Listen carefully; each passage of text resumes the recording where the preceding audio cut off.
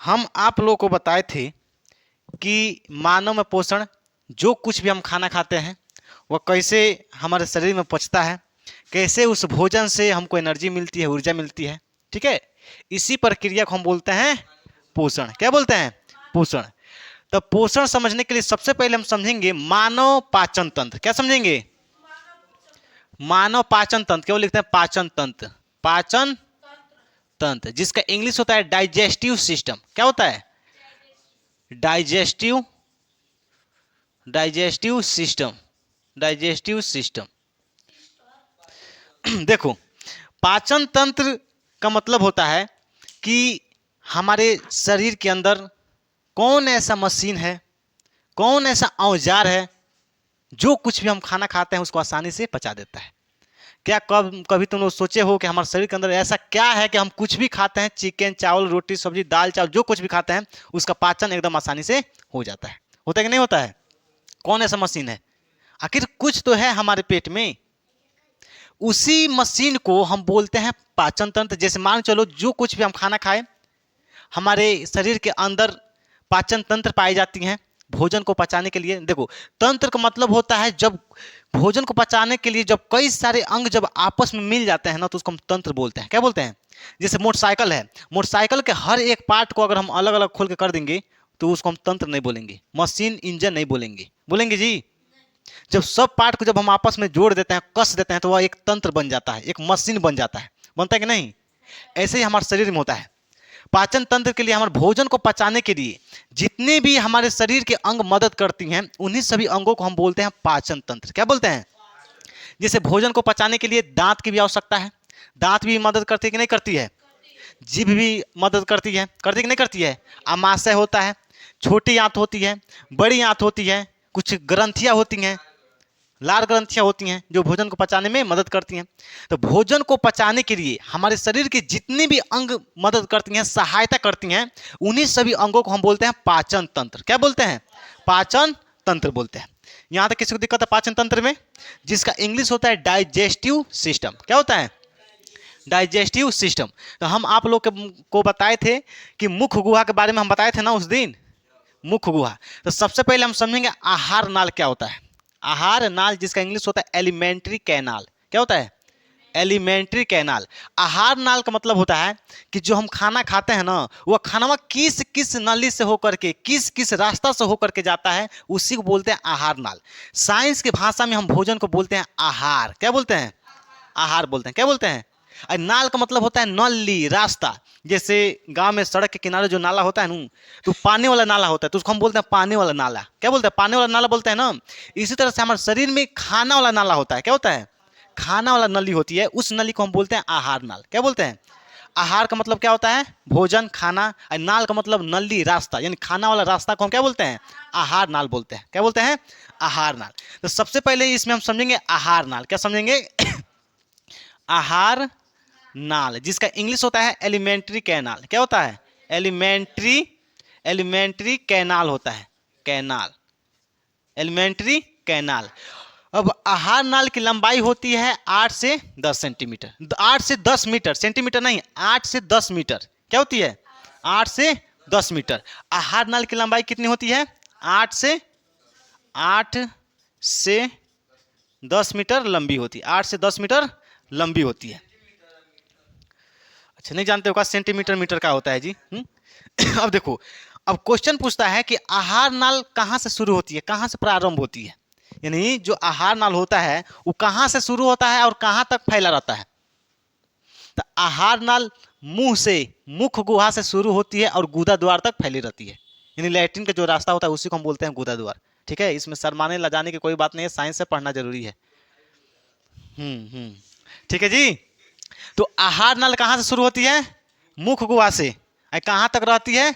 गुदा द्वार तक, जिसको इंग्लिश में बोलते हैं एनस। क्या बोलते हैं? एनस। हाँ, देखो, तो आहार नल मुख गुहा से शुरू होती है। मुख गुहा, मुख गुहा से क्या होती है? शुरू होती है। मुख गुहा से शुरू होती है, कहाँ तक फैली रहती है? तो गुदा द्वार तक। गुदा गुदा द्वार तक। गुदा द्वार तक क्या होती है? फैली रहती है। ठीक है, यहां तक किसी को दिक्कत है?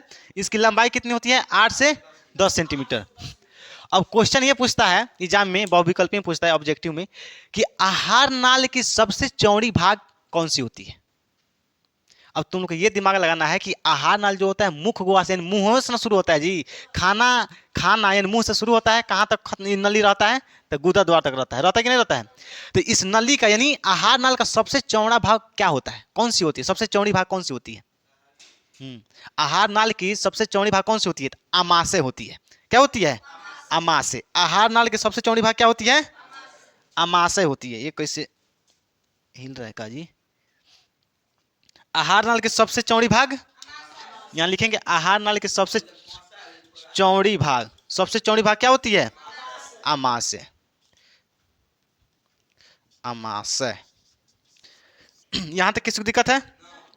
अब क्वेश्चन पूछता है कि आहार नाल की सबसे लंबी भाग, चौड़ाई और लंबाई में अंतर होता है कि नहीं जी। ये मार्कर कितना चौड़ा है कितना लंबा है, ठीक है।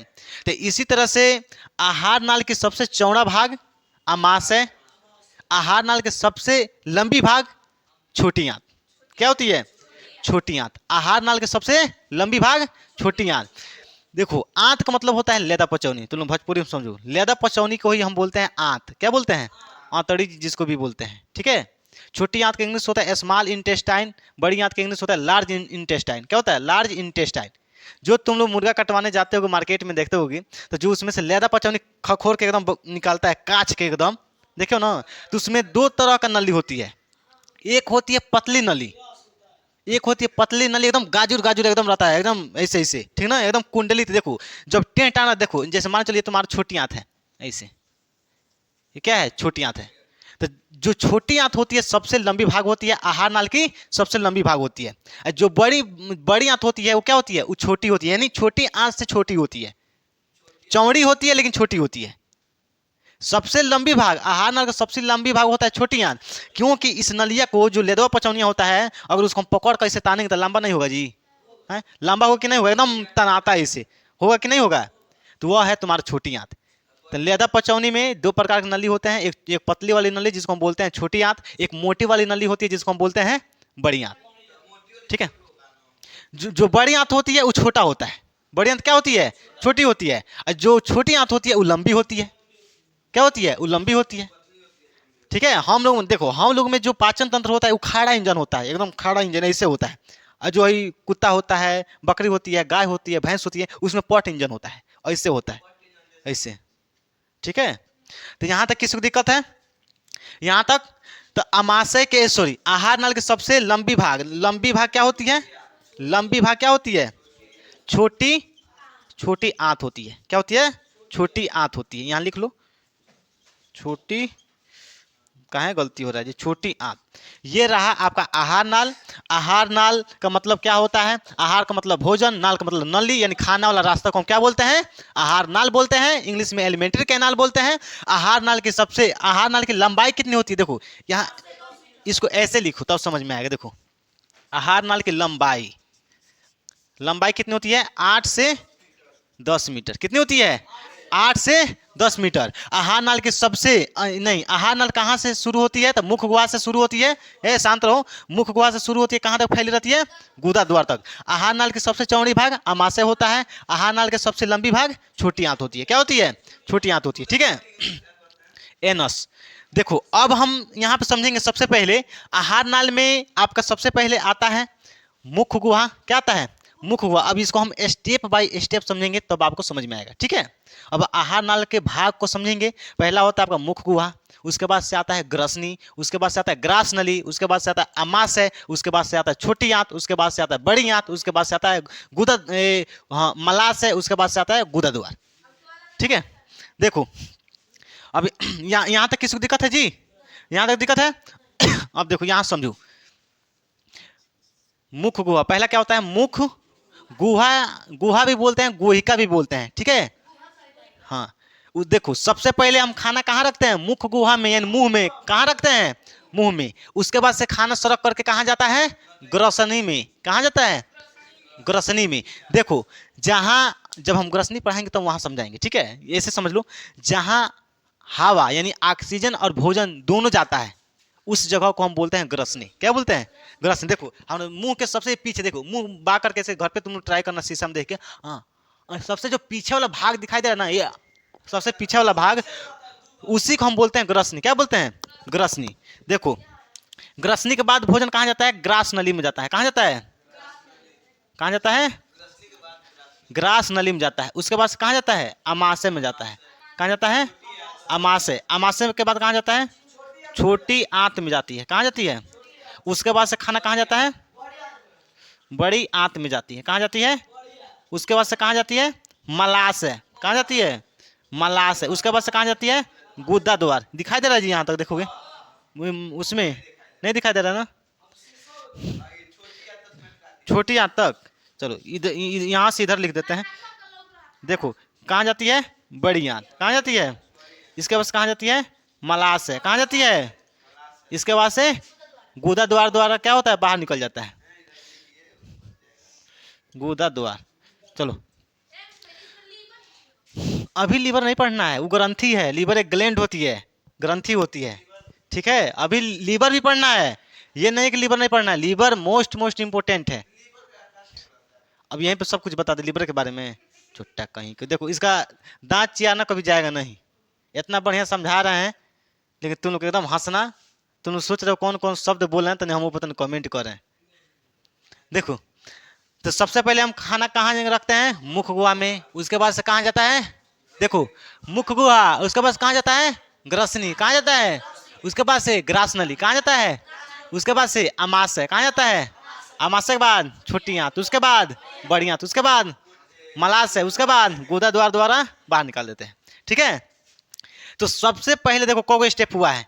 पहला, दूसरा, तीसरा, चौथा, पांचवा, ये आपका हो जाएगा छवा, सातवां, आठवां। ये 8 स्टेप पढ़ना है आपको। कितना स्टेप? तो सबसे पहले हम पढ़ेंगे मुख गुहा। क्या पढ़ेंगे? मुख गुहा। क्योंकि मुख गुहा हम सबसे पहले इसलिए पढ़ेंगे क्योंकि हमारे मुंह में दांत भी पाया जाता है। पाया जाता है कि नहीं? जीभ भी पाया जाता है, लार ग्रंथि भी पाई जाती है। तो पहले मुंह में जौन जौन चीज पाया जाता है, जो जो पाया जाता है, उसको हम पढ़ के पहले निपटा लेते हैं। मुंह पूरा फाइनल कर लेते हैं पढ़ के। दांत के बारे में, जीभ के बारे में, फिर से ग्रंथि जो लार ग्रंथि होती है उसके बारे में। ठीक है, उसके जब जब मुख गुहा कंप्लीट हो जाएगा तब कहाँ जाएंगे? ग्रसनी, ग्रास नली, अमाशय, छोटियां तो बड़ियां अमाशय, सॉरी मलाशय, गुदा द्वार। ठीक है, तो सबसे पहले क्या पढ़ेंगे? मुख गुहा। क्या पढ़ेंगे? मुख गुहा पढ़ेंगे। ठीक है, अब यहाँ तुम लोग को ये ध्यान देना है, ध्यान से देखो। मुख गुहा की इंग्लिश क्या होता है? बकल कैविटी होती है, बकल कैविटी। देखो हाँ, अब शांत रहो, अब यहाँ समझो। देखो मुख गुहा में सबसे पहले क्या पाया जाता है? दांत पाई जाती है। क्या पाई जाती है? दांत। दूसरा क्या पाई जाती है? जीभ। क्या पाई जाती है? तीसरा पाई जाती है लार ग्रंथि, लार, जिसको इंग्लिश में बोलते हैं सलाइवरी ग्लैंड बोलते हैं। ठीक है, यहां तक किसी को दिक्कत है? मुख गुहा में क्या क्या पाया जाता है? मुंह में दांत पाया जाता है, जीभ, लार ग्रंथि। दांत, जीभ, लार ग्रंथि। ठीक है, तो अब इसमें सबसे पहले क्या पढ़ेंगे? दांत के बारे में। किसके बारे में? दांत के बारे में, कि दांत क्या होता है, कितने प्रकार के होते हैं, दांत का क्या कार्य होता है, क्या काम होता है। ठीक है, तो इसको पढ़ेंगे खूब अच्छे से। ठीक है, तब क्या करो, तब तक तुम लोग इसको पहले उतारो, उसके बाद से हम दांत के प्रकार पढ़ेंगे। चलिए।